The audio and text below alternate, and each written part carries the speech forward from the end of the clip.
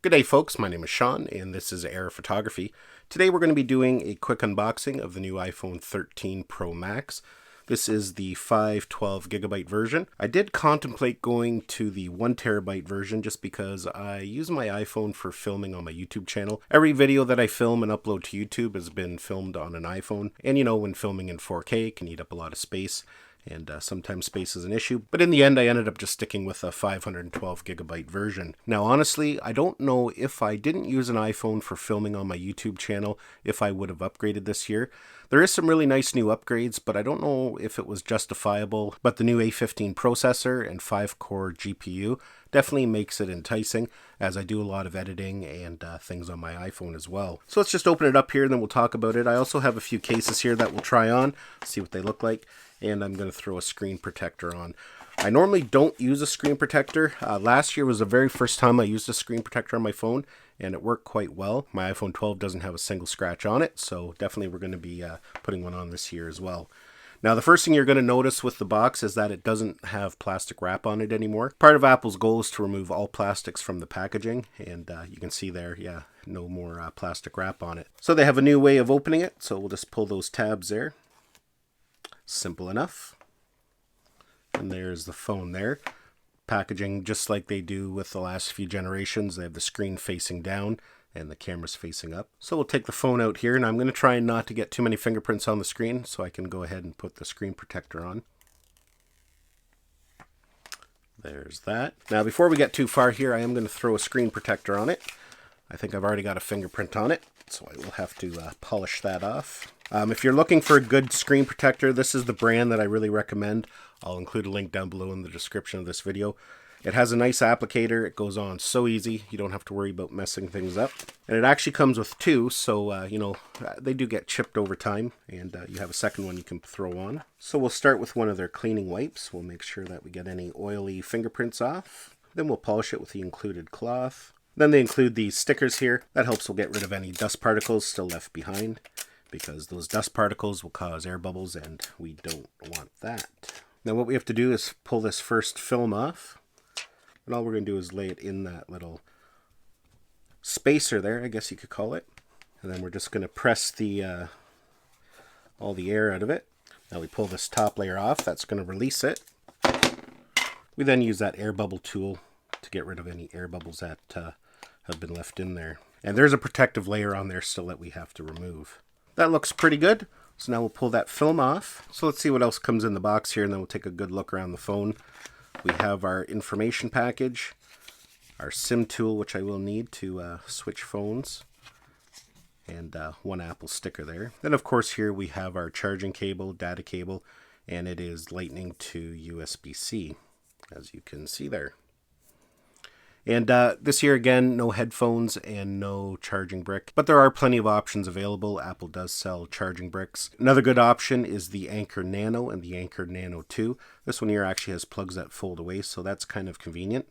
And that's basically all that's in the box there, so let's get rid of that. So let's take a good look around the phone here, and then I'm going to compare it to the iPhone 12, and then we'll power it up and we'll run through the setup. So you can see pretty well the same design as the iPhone 12 Pro Max. Now there are quite a few improvements to the camera this year. Of course we have that new cinematic mode. Now to me that's a little bit gimmicky. I don't think it's something I'm really going to make use of. But the camera now being able to do macro photography is something that I am quite interested in.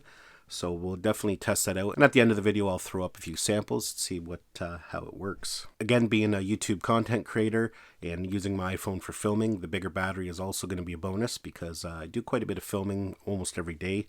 And, you know, I can eat up a lot of battery pretty quick. The screen is supposed to be 25% brighter outdoors. And I use my iPhone for flying drones, many of the DJI drones, so having that brighter screen definitely is going to make it a little bit easier to see what you're filming when outdoors on bright days. And of course it has a 1200 nit brightness when viewing HDR content. Let's compare it against the iPhone 12 here. You can see everything looks pretty well the same. When we go to that side there, everything is identical. And that side there, you can see that the button placement is identical. Everything is the same. But as you can see there, that camera bump is quite a bit larger. So that means cases for your iPhone 12 Pro Max will not work on the new iPhone 13. So let's go ahead and we're going to power it on here. Now I'm not going to put my SIM card in that yet. We're just going to get it activated and fire it up. There's our Apple logo. It's greeting us with hello. So we'll select English, Canada. I'm going to set it up manually for now. Connect to our Wi-Fi. Now it's going to activate the phone. And this can sometimes take a few minutes on iPhone day just because there's so many phones being activated. Their servers can be slammed. But usually it doesn't take too terribly long. Face ID I'll set up later. And I'm going to put don't transfer data and apps. Put in my Apple ID. And there we go. We're all set up. Another nice thing this new iPhone has is that Pro Motion, the 120 Hertz motion. And it's adaptive, so if you don't need it, it's going to lower it down.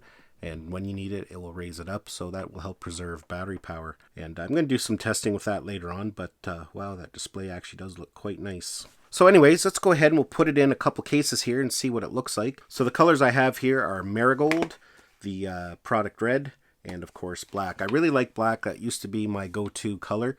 I have been using red lately for my iPhone 12 Pro Max, and I actually have been liking the look of it, but let's start with the black here. I really like Apple's silicone cases. They just look nice, they protect it well, and yeah, there's the black. Nice classic look, clean.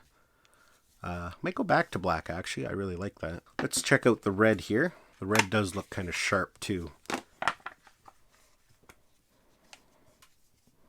There we go there in the red. You know, I do like that. So I guess I'll have to see what I like better. But the red does look pretty sharp too. Let's check out the Marigold. Don't know if I'll be a big fan of this color. But sometimes when I'm making thumbnails and different things, videos, it's kind of nice to have some different color in there. It is a little off. I wish this was more yellow. I should have gone with the yellow color, but we'll give it a try. And there it is with the Marigold silicone case. I guess it doesn't look too bad. I don't think it's really my cup of tea, but yeah. And it's just always kind of nice to change up the color a little bit now and then. But I think I'm going to start out with black. Now they haven't really made any changes to the MagSafe. The iPhone 13 is completely compatible with MagSafe, as you can see there. That means all their accessories like their travel charger here, it should be compatible as well. Let's go ahead, we'll plug that in and we'll test that out to make sure. There we go there, no problems. And of course the MagSafe Apple Wallet just fits on there nicely. If you're on the fence about getting an Apple Wallet, maybe you just kind of been hesitating it. I bought this last year on release day and I've used it ever since. I wasn't quite sure. I was a traditional wallet kind of person, carried everything around. But between the built-in Apple Wallet that I can load all my cards into and loyalty cards, and this just to carry 3 cards. I have my driver's license, a credit card, and my debit card.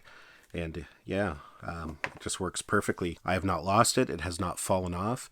And it's just kind of nice. It's always there when I need it. And I just love the fact that I'm not carrying a great big bulky wallet around with me everywhere. Now, if you're a regular to my channel and you follow me because of drone videos or GoPro videos, make sure you stay tuned because I'm going to be doing a lot of testing with the iPhone 13 to see how well it performs with apps like the DJI Fly app with iOS 15 and the iPhone 13, making sure everything runs properly, the app is compatible, and there's no issues. Same with GoPro. I'll be testing the GoPro app out, testing out some of the features. Well, that's basically it. Hopefully you enjoyed this video, got some entertainment out of it, some value out of it. Give it a thumbs up if you did. It's always greatly appreciated. Don't forget to subscribe to my channel so you don't miss any of our upcoming videos. And we'll see you in the next one.